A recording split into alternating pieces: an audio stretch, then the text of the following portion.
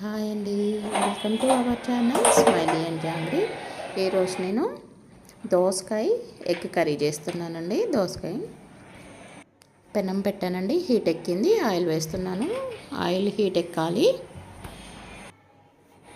ఈ కర్రీ ఇలా చేయండి, చాలా టేస్టీగా ఉంటుంది. పిల్లలు కూడా చాలా ఇష్టంగా తింటారు. దోసకాయ తినని వాళ్ళు కూడా తింటారండి. నేనైతే ఇలా చేస్తానండి. మీరు ఏ విధంగా చేస్తారో కామెంట్లో తెలియజేయండి. ఈ మధ్య వీడియోలు పెట్టక చాలా రోజులైందండి. ఏమీ అనుకోవద్దండి, నా హెల్త్ సరిగ్గా సహకరించట్లేదు కాబట్టి నన్ను ఎంకరేజ్ చేయండి. చూడండి వీడియోస్. ఆయిల్ హీట్ ఎక్కిందండి, తాలింపు గింజలు వేసాను. మినపప్పు, శనగపప్పు, జీలకర్ర, ఆవాలు వీటిని త్వరగా ఫ్రై చేసుకోవాలి. ఇవి వేగిపోయినాయండి. ఉల్లిపాయలు వేసుకుంటున్నాను. ఉల్లిపాయ కూడా త్వరగా ఫ్రై చేసుకోవాలి. వీటిని మాడనివ్వద్దండి, చక్కగా దగ్గరుండి ఫ్రై చేసుకోవాలి. 3 to 4 పచ్చిమిర్చి అండి, వీటి కూడా ఫ్రై చేసుకోవాలి. ఇప్పుడు నేను ఒక చిన్న రోల్లో అండి అల్లం వెల్లుల్లి దంచుకుంటున్నానండి. ఒక 2 అంగుళాల అల్లం, ఒక 10 నుంచి 12 ఇవేంటి వెల్లుల్లి. ఫస్ట్ అల్లం వేసి దంచానండి, వెల్లుల్లి వేసి దంచుకోవాలి. ఇలా ఫ్రెష్గా దంచి కూరలో వేసుకుంటే చాలా చాలా టేస్టీగా ఉంటుంది. దంచుకుంటేనే మంచి స్మెల్ వస్తుంది.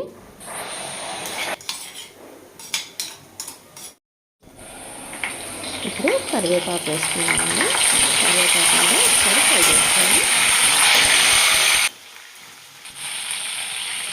కరివేపాకు వేయగానే భలే మంచి స్మెల్ వస్తుందండి, చక్కటి అరోమా. అన్నీ ఫ్రెష్గా వేసుకుంటే కూర కూడా టేస్ట్ చాలా బాగుంటుందండి. ఇప్పుడు అల్లం వెల్లుల్లి పేస్ట్ అండి దంచుకున్నది ఇందులో వేసి ఇది కూడా ఫ్రై చేసుకోవాలి.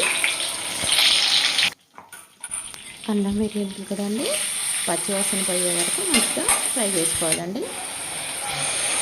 ఇప్పుడు పసుపు వేసానండి, పసుపు కూడా వేసుకొని ఒకసారి ఫ్రై చేసుకోవాలి. దోసకాయ ముక్కలండి నేను గింజలతోనే కట్ చేసుకున్నాను. ఒకవేళ చేదు ఉంటే కనుక ఆ గింజలు తీసేసి తొక్క పండు అయితే ముక్క వేసుకోవాలండి. ఇప్పుడు ఈ దోసకాయ ముక్కల్ని మసాలా పట్టే వరకు చక్కగా ఫ్రై చేసుకోవాలండి. ఉప్పు ఇప్పుడే వేయట్లేదండి, ఒక 1 minute ఇది ఫ్రై అయిన తర్వాత అప్పుడు ఉప్పు వేసుకోవాలి. ఇప్పుడు మంచిగా మసాలా పట్టే వరకు మిక్స్ చేసుకొని మూత పెట్టుకోవాలి. ఇప్పుడు ఒకసారి మళ్ళీ చూసుకున్నామండి. చూడండి కొద్దిగా నీరు వచ్చింది ముక్కలలో.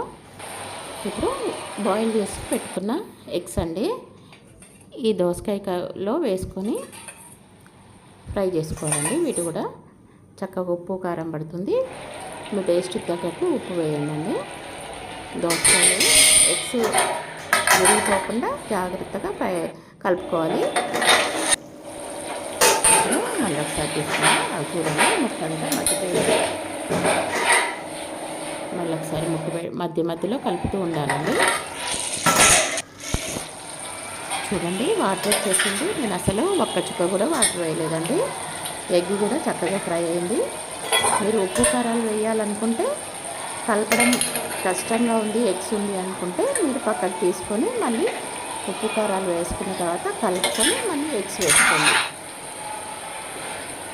ఇప్పుడు టమాటా వేస్తున్నానండి.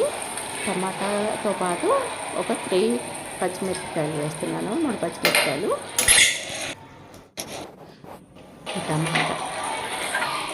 టమాటా అంతా కలిసే వరకు కలుపుకున్న తర్వాత ఎగ్స్ కూడా వేసుకోవాలండి. ఎగ్స్ కూడా జాగ్రత్తగా వేసుకొని అందులో పెట్టేసి మంచిగా మూత పెట్టుకోవాలండి. చూడండి టమాటా వేసిన తర్వాత ఇంకా వాటర్ వచ్చాయండి. నేను ఇంతవరకు ఒక డ్రాప్ కూడా వాటర్ వేయలేదు.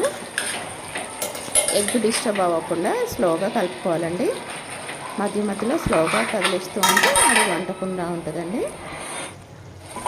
మళ్ళీ ఒకసారి ఎగ్ పక్కకు తీసి పెట్టుకున్నామండి. ఎగ్స్ ఎగ్స్ పక్కకు పెట్టుకోవడం వల్ల అండి మనం కూర చక్కగా ఈవెన్గా కలుపుకోవడానికి బాగుంటుంది. ఒకసారి కలుపుకున్న తర్వాత చూడండి దాదాపు ఉడికిపోయిందండి. ఇప్పుడు కొత్తిమీర వేస్తున్నానండి. కొత్తిమీర వేసుకొని మళ్ళీ ఒకసారి కలుపుకోవాలి. కొత్తిమీర వేసి కలుపుకున్న తర్వాత మళ్ళీ ఎగ్స్ వేసుకోవాలండి. ఎగ్స్ వేస్తే మసాలా ఫ్లేవర్ అంతా ఎగ్స్ కూడా పడుతుంది. ఉప్పు కూడా కొంచెం ఉడకాలండి.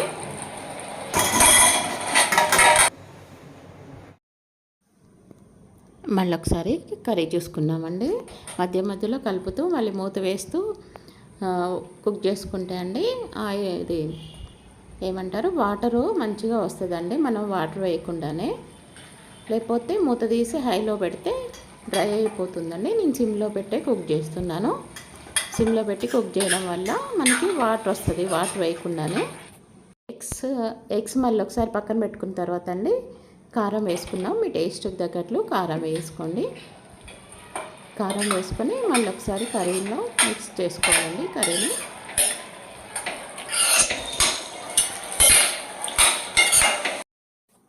కూర మిక్స్ చేసుకున్న తర్వాత అండి ఇప్పుడు ఎగ్స్ ఉన్నాయి కదా పక్కకు పెట్టుకున్నవి, అవి ఇందులో వేసుకున్నామండి. అప్పుడు కారం కూడా ఎగ్స్కి పట్టి, మసాలాలు ఉప్పు కారం ఎగ్స్కి పట్టి చాలా టేస్టీగా ఉంటుందండి.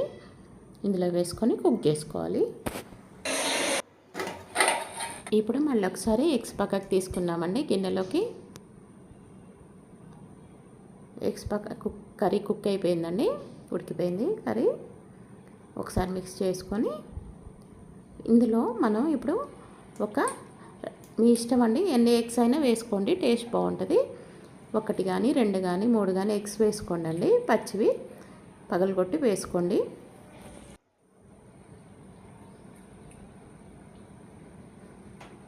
ఇలా పగలగొట్టి వేసుకొని కుక్ చేసుకుంటే కర్రీ చాలా చాలా టేస్టీగా ఉంటుందండి. ఒకసారి ట్రై చేయండి, సూపర్ ఉంటుందండి. ఎగ్ వేసుకున్న తర్వాత మూత వేసుకోవాలండి. అప్పుడు 2-3 సెకండ్స్ అలా వదిలేయాలి. ఇప్పుడు చూడండి ఎగ్ వేసి కొంచెం కుక్ అయిందండి, ఎల్లో అవ్వలేదు. ఇప్పుడు ఈ టైంలో కలుపుకోవాలండి ఒకసారి.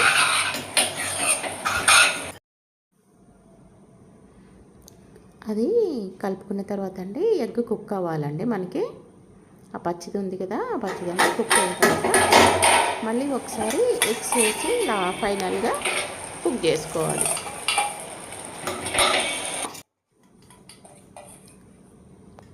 ఇవి పక్క తీసి పెట్టుకున్న ఎగ్స్ వేసుకున్న తర్వాత మళ్ళీ ఒకసారి మూత పెట్టుకొని 2-3 సెకండ్స్ కుక్ చేసుకోవాలండి. చూడండి ఆయిల్ అంతా పైకి వచ్చేసింది.